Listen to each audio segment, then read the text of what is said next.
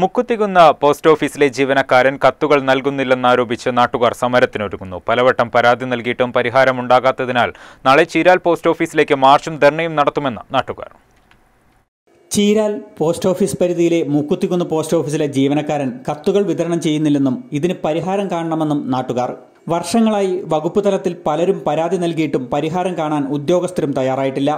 ജോലി സംബന്ധമായും ഇന്റർവ്യൂ തുടങ്ങിയ കത്തുകളും നൽകാറില്ലെന്നും വളരെ ഉത്തരവാദിത്തപ്പെട്ട ജോലിയിൽ ഉദാസീനതയാണ് ജീവനക്കാരൻ തുടരുന്നതെന്നും നാട്ടുകാർ പറഞ്ഞു.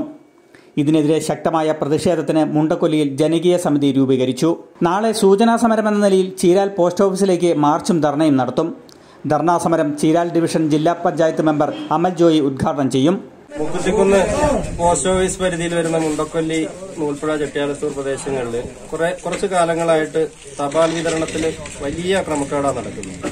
കൃത്യമായിട്ട് രജിസ്റ്റേർഡ് തപാൽ പോലും വന്നാൽ ജനങ്ങൾക്ക് എത്തിച്ചു തരാതെ ഇവിടുത്തെ പോസ്റ്റ്മാൻ വളരെ അനാസ്ഥയാണ് അദ്ദേഹത്തിന്റെ തൊഴിൽ ചെയ്യുന്നത്.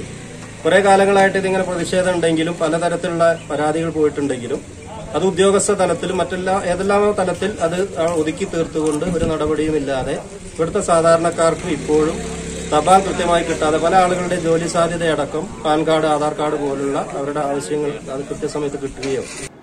വയനാട് വിഷൻ, ചീരാൽ.